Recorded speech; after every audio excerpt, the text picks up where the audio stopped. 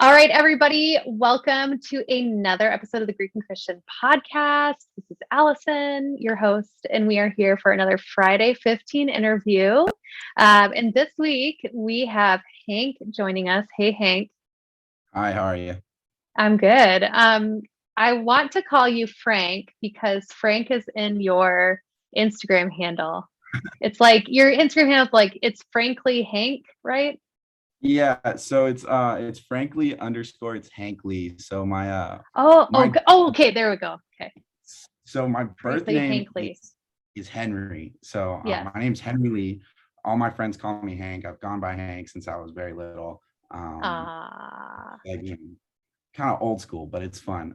But yeah, so that's happened before with people who have just met I me want to call or you Frank. through Yeah, the Instagram. Yeah, exactly. They'll I call me get Frank, it. which is fine. Like Well, that's how don't. you know people are like don't really know you in real life. Like they're, Yeah. just trying to get you to buy their, multi-level marketing product or something.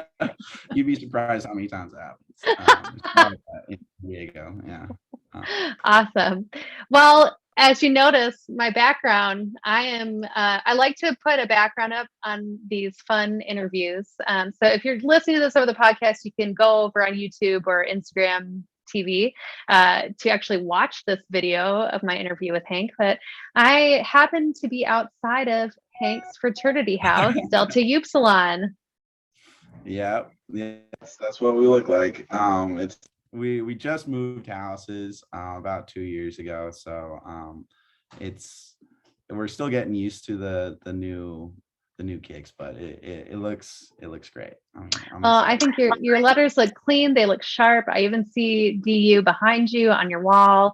Mhm. So why don't you tell us? I already shared your Greek chapter, but Hank, where do you go to school? What year in school are you? Maybe your hometown. Give us some fast facts about Hank. Sure. Yeah. So I'm a junior at SDSU. I'm studying, political science with minors in honors and French. I'm in Ooh, Delta Upsilon and I'm from Pacifica, California. And for those not from the Bay Area, it is in the San Francisco Bay Area. Uh, ooh, thank you. I did not know where it was, so it's good. no one really knows where it is. We're not known for a whole lot except for being the hometown of Rob Schneider, the actor. Oh, And yes. I know he's very good. And for having a Taco Bell on the beach. You'd be surprised. Oh, That's a very notable thing that we claim have. to fame. Wow. Well, I love it. Thank you for sharing those unique facts with me. I really enjoy that. So it's good to have some like solid trivia in your back pocket, you know. Mhm. Well, food is a great unifier. This is the opening question I love to ask people because, we're united by being Greek listening to this podcast, but I think we have a lot of differences depending on where we're Greek in the country and like our schools. And so I'd love to hear one thing that unifies us is food. And going out to eat with our brothers and sisters. So, where's a place that you love to eat, like a favorite spot, either on or near SDSU? Yeah, so being in San Diego, it's a very large city, very cosmopolitan, and it's Mm, well known for its Mexican food. So yes. I would be remiss if I didn't choose a Mexican place on or near Mm, campus. So we have two very good spots that are kind of rivals. We have Senor Pancho and we have okay. Trujillo's. They're Ooh. very popular. And Trujillo's, I would say, is probably my favorite because Mm, it has like a Greek-based menu. So each fraternity, interesting. even those no longer there, have like menu items. Um, I will admit that the Delta Upsilon burrito is not the best thing on the menu, Bad. which is a little tough. But the Sigma Chi Crunch Wrap and the Sigma Nu burrito, that's where it's at. That's where it hits. Nice. Okay. Does Pi Phi have a menu item? Pi Beta Uh, Phi? Pi Fi. I'll be honest. I don't know if I've had a Pi Fi menu item. I'm sure it does because Okay. it's literally every single fraternity from IFC, CPA, Oh, dang.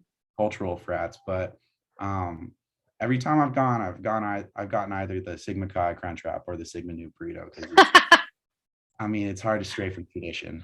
I won't lie. I agree. When I find something I like, I usually stick with it. Well, I'll look up their menu online and see if they have some kind of Pi-Fi oriented menu item. I'm surprised if they didn't. I know. Well, Hank, you're a junior. You got 2.5 years under your belt, almost 3 years under your belt at SDSU. Yep. I'd love to hear, like, what's been your favorite memory so far in DU and Greek life in general? Yeah, of course. So there's been a plethora of memorable moments, both memorable for good reasons, and then being in Greek life during COVID.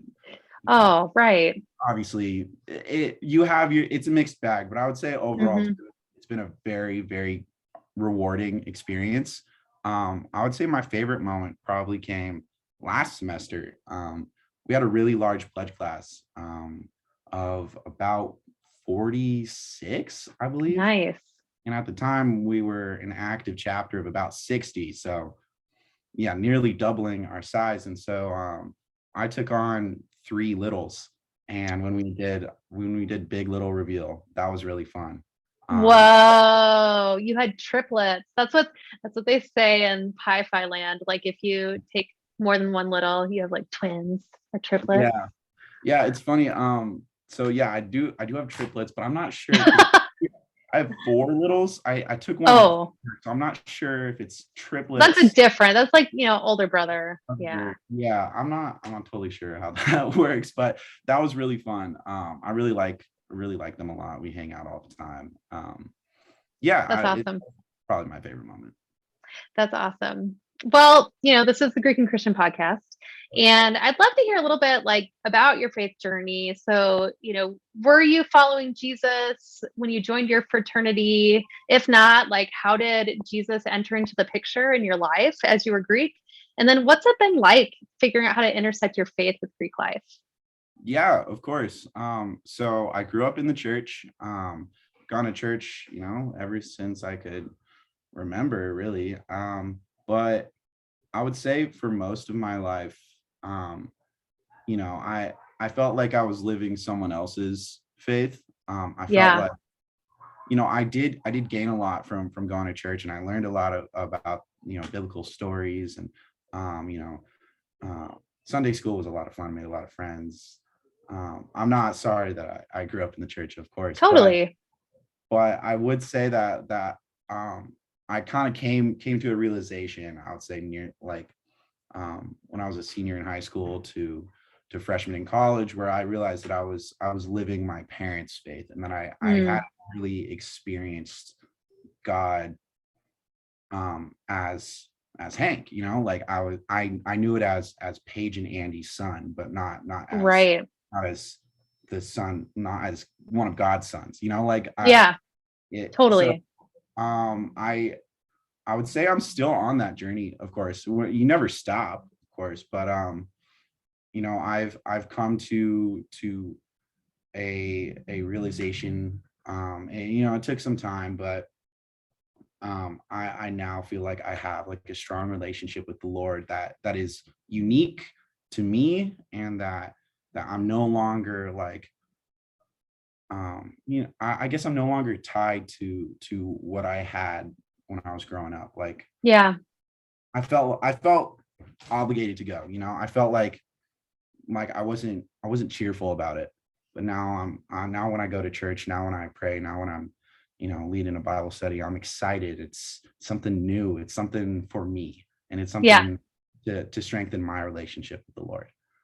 That's awesome. Yeah, it's great. I think that was one of my favorite things about college, was just every decision you made was your own. It wasn't, because your parents made that decision for you, or, whatever, but like each decision that you got to make was truly for you. And that was when my faith journey kind of started in high school, but my faith really came, I think, alive to me in college. And so that's awesome hearing that. I really appreciate having my background in the church and how my parents gave me that. But when I came to college, it sounds like for you, your faith really became your own, and not just your parents' faith for you.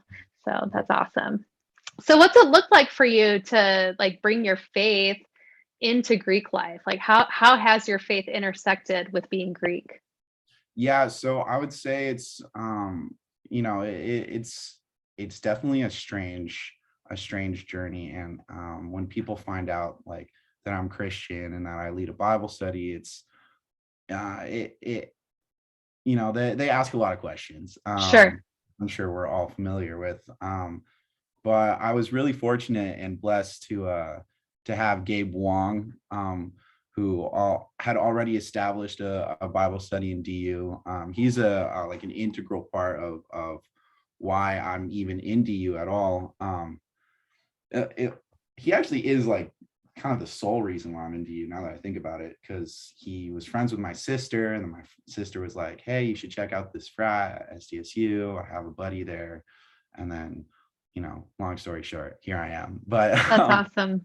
yeah, I would say it's I would say my faith in my fraternity is easier to handle than in Mm, others, because it's been like such an established thing that we've had. The Bible study's been at DU for, I want to say, 6 years now. And guys are used to it. Guys will come up to me, they'll be like, "Hey, like, when are you hosting Bible study? I'll bring food." We hosted one yesterday, and one of them brought bread that he made himself. oh, It was cool. like literally break bread with my brothers. Um, I love that. yeah, I would say it's it was hard at first, as is with everything, Yeah. but it's I would say my journey is probably easier than others, and I would say I'm very, Mm. very, very blessed and fortunate to have that. Wow, that's awesome. I think, for people who are listening to this, who maybe they're starting a Bible study or they're thinking about it and there's never been a Bible study in their house, or they don't know anybody else who's a Christian. I think that's actually really encouraging because, Gabe paved the way for you to be able to Mhm. thrive in your faith, in your fraternity. Yeah. And so I think, for you people listening who are like, oh man, it's so hard for me. I think you audience can think through, well, man, maybe I am paving that way for other brothers or sisters like Hank who can come through in the future and actually thrive in their faith. That's pretty Yeah, cool. absolutely. And I think it was Isaac Newton who said like all of his work like is thanks to the fact that he can see far because he stands on the shoulders of giants. Mm, So I would say that Gabe is that giant that I'm standing upon, because he's still helping out on staff, and he's still mentoring me, which I mean I'm so grateful for him. that's so cool. It's done. So Yeah. yeah. Well, you mentioned that, there are some things that are hard about it. And so what has been difficult for you about, intersecting your faith with Greek life? Yeah, I would say like it's similar to, honestly, pretty much anything else. Just like judgment Yeah. and like, I guess, yeah, judgment would what I would say is Mm, a really big one, because people look at you in a strange way. They'll be like, "You're a Christian, like, but you're in Greek life, like that seems oxymoronic." Like, um, hmm. and then also like the American church specifically has not had necessarily the best reputation. And I know that like some of my friends who aren't believers, when they found out I am a believer, Hmm. they were kind of taken aback, because they were like, "Well, I'm friends with Hank, and I know Hank well, and I know what his heart is like, but I've been hurt by stuff Yeah. in the church." Um, but while that is the hardest thing that I've had to deal with, I would say that's also the most important thing, because Mm, you know it's we've all had experiences like that, where something has happened, and the church has failed us, I guess. But Yeah. the church and God, God has never failed us. Jesus has Yes. never failed us. Yeah. I think it's this weird double-edged sword, right? Of, we are not perfect and we are sinful people, right? And that totally bleeds into the church and the institutions of our faith, right? And so that causes hurt. We Mhm. hurt people, people hurt us. Mhm. But at the same time, like God's grace, like the fact that we can be fully just ourselves with the Lord, because Mhm. you're right, he doesn't fail us. And so it is really challenging. You're kind of walking this tightrope a little bit in Greek life, because you deal with people's baggage that they carry about the church. But when you show up at church, you deal with people's judgmental attitudes about Greek life. And so Exactly. it's a really hard, I think, road to walk for sure. Mhm. So yes. Well, I'd love to hear, like, what kind of encouragement or advice do you have for other Greeks who are trying to grow in their faith? Yeah, so I would say the best piece of advice that I would give would be stay strong and be patient.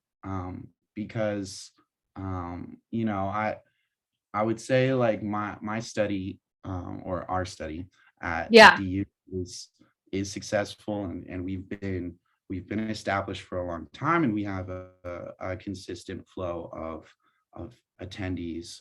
Um, Sure. but it's never been about the numbers. Mm.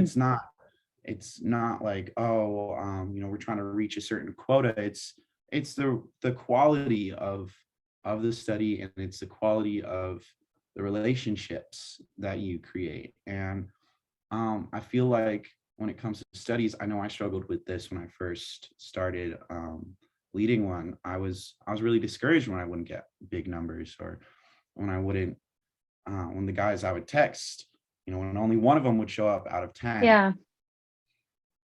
And but what I've come to realize through prayer and reflection is that it's not about the numbers, and it's about your faithfulness, and it's about staying on that steady path, Yeah.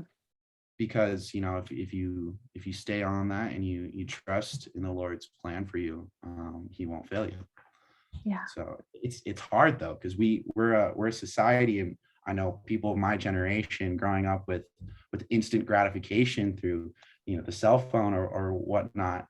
We want to have 20, 30 guys at study every single week. We want to convert a brother or Hmm. sister every day, but that's just not realistic, and that's Yeah. not the truth of the matter. And it's just you got to be patient. You got to be Yeah. patient.